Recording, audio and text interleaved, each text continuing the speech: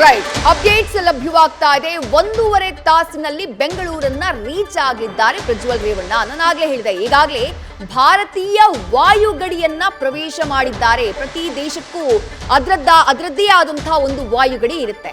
Already ಭಾರತದ ವಾಯುಗಡಿಗೆ entry ಆಗಿದೆ Lufthansa airlines. ಇನ್ನು 1.5 ಗಂಟೆಯಲ್ಲಿ ವಿಮಾನ ಬೆಂಗಳೂರಿನ ಕೆಂಪೇಗೌಡ ಏರ್ಪೋರ್ಟ್ಗೆ ಬಂದು ಲ್ಯಾಂಡ್ ಆಗುತ್ತೆ. ಈಗಾಗಲೇ ಭಾರತೀಯ ವಾಯುಗಡಿಯನ್ನ ಪ್ರವೇಶ ಮಾಡಿದೆ.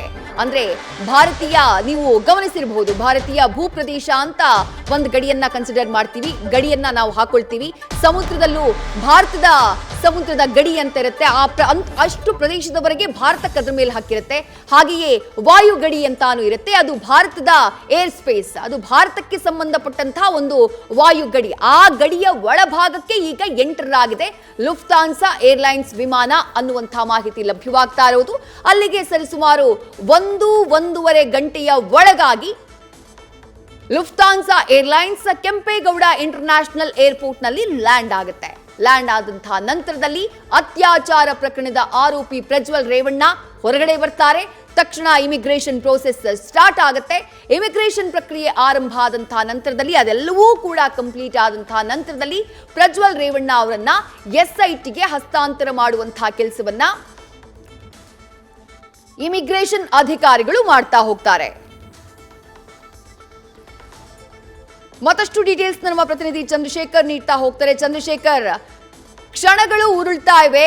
ಪ್ರಜ್ವಲ್ ರೇವಣ್ಣ ಅವರ ಆಗಮನಕ್ಕೆ ಸಮಯ ಕಡಿಮೆಯಾಗ್ತಾ ಇದೆ. 1.5 ಗಂಟೆಯ ಸಮಯ ಮಾತ್ರ ಬಾಕಿ ಇರೋದು. ಸದ್ಯಕ್ಕೆ ಏನ್ ಅಪ್ಡೇಟ್ಸ್ ಲಭ್ಯವಾಗ್ತಾ ಇದೆ ತಮಗೆ? ವಿದ್ಯಾ, ಏನೀಗಾಗ್ಲೇ ಭಾರತದ ವಾಯುಗಡಿ ಪ್ರವೇಶ ಮಾಡಿದೆ ಏನು ಲುಫ್ತಾನ್ಸಾ ಏರ್ಲೈನ್ ಅನ್ನುವಂಥದ್ದು ಸದ್ಯಕ್ಕೆ ಬಂದಿರುವಂತ ಮಾಹಿತಿ. ಸ್ಯಾಟಲೈಟ್ ಟೈಮಿಂಗ್ ಪ್ರಕಾರ ಇನ್ನು ಕೇವಲ 1.5 ಗಂಟೆಗೆ ಬೆಂಗಳೂರು ಇಂಟರ್ನ್ಯಾಷನಲ್ ಕೆಂಪೇಗೌಡ ಇಂಟರ್ನ್ಯಾಷನಲ್ ಏರ್ಪೋರ್ಟ್ಗೆ ತಲುಪಲಿದೆ ಅನ್ನೋ ಲುಫ್ತಾನ್ಸಾ ಏರ್ಲೈನ್ ಏನು DLH 764 ಏರ್ಲೈನ್ ಬಸ್ ಏನಿದೆ, ಈ ಏರ್ ಬಸ್ ಈಗಾಗಲೇ ಸ್ಯಾಟಲೈಟ್ ಮ್ಯಾಪ್ ಪ್ರಕಾರ ಪಾಕಿಸ್ತಾನದ ವಾಯುಗಡಿ ದಾಟಿ ಭಾರತದ ವಾಯುಗಡಿ ಪ್ರವೇಶ ಮಾಡಿ ಗುಜರಾತ್ ಅಹಮದಾಬಾದ್ ಮುಖಾಂತರ ಬೆಂಗಳೂರು ಕಡೆಗೆ ಬರ್ತಾ ಇದೆ ಅನ್ನುವಂತ ಸದ್ಯಕ್ಕೆ ಮಾಹಿತಿ ಸಿಕ್ಕಿರುವಂತಹದ್ದು. ಇನ್ನು ಕೇವಲ 1.5 ಗಂಟೆಗೆ ಬೆಂಗಳೂರಿಗೆ ತಲುಪಲಿದೆ ಅನ್ನುವಂತ ಮಾಹಿತಿ ಸದ್ಯಕ್ಕೆ ಸಿಕ್ಕಿದೆ. ಹೀಗಾಗಿ ಇನ್ನೇನು ಕೆಲವೇ ಗಂಟೆಯಲ್ಲಿ ಬರೋದ್ರಿಂದ ಈಗಾಗಲೇ ಇಮಿಗ್ರೇಷನ್ ಅಧಿಕಾರಿಗಳು ಸಿದ್ಧತೆಯನ್ನ ಮಾಡಿಕೊಂಡಿರುವಂತಹದ್ದು. ಜೊತೆಗೆ SIT ಅಧಿಕಾರಿಗಳು ಕೂಡ ಅವರ ಜೊತೆಯಲ್ಲೇ ಮೊಕ್ಕ ಮೂಡಿರುವಂತಹದ್ದು. ವಿದ್ಯಾ, ನಿಜ ಚಂದ್ರಶೇಖರ್, 12ವರೆಗೆ ಆಗಮಿಸಬೇಕಾಗಿತ್ತು. ಆದ್ರೆ ಟೇಕ್ ಆಫ್ ಆಗಿದ್ದು ತಡ ಆದಂತಹ ಕಾರಣಕ್ಕಾಗಿ ಒಂದು ಅರ್ಧ ಗಂಟೆ ಡಿಲೇ ಕಂಡು ಬರ್ತಾ ಇರುವುದು. ಚಂದ್ರಶೇಖರ್, ಖಂಡಿತವಾಗಿಯೂ ವಿದ್ಯಾ, ಏನು ಈಗಲೂ ಸಹ ಅಷ್ಟೇ, ಏನು ಅಹಮದಾಬಾದ್ ಇಂದ ಬೆಂಗಳೂರು ಇಂಟರ್ನ್ಯಾಷನಲ್ ಏರ್ಪೋರ್ಟ್ ಅಥವಾ ಕೆಂಪೇಗೌಡ ಇಂಟರ್ನ್ಯಾಷನಲ್ ಏರ್ಪೋರ್ಟ್ಗೆ ತಲುಪಿದ ನಂತರ ಕೂಡ ಇಲ್ಲಿ ಕೂಡ ಏರ್ ಲ್ಯಾಂಡ್ ಆಗ್ಲಿಕ್ಕೆ ಅಥವಾ ಏರ್ ಕ್ಲಿಯರೆನ್ಸ್ ಸಿಗ್ಬೇಕಾಗತ್ತೆ. ಆಗ್ಲೂ ಕೂಡ ಕೆಲವೊಂದು ನಿಮಿಷಗಳು ಲೇಟ್ ಆಗುವಂತ ಚಾನ್ಸಸ್ ಕೂಡ ಇರುವಂತದ್ದು. ಯಾಕೆಂತಂದ್ರೆ ಇಲ್ಲಿ ಏನಾದ್ರೂ ಏರ್ ಟ್ರ್ಯಾಕ್ ಅವ್ರಿಗೆ ಕ್ಲಿಯರೆನ್ಸ್ ಸಿಕ್ಕಿಲ್ಲ ಅಂತಂದ್ರೆ ಇಲ್ಲೂ ಕೂಡ ಒಂದು 20 ನಿಮಿಷ ಲೇಟ್ ಆಗುವಂತಹ ಸಾಧ್ಯತೆ ಇರುವಂತಹದ್ದು.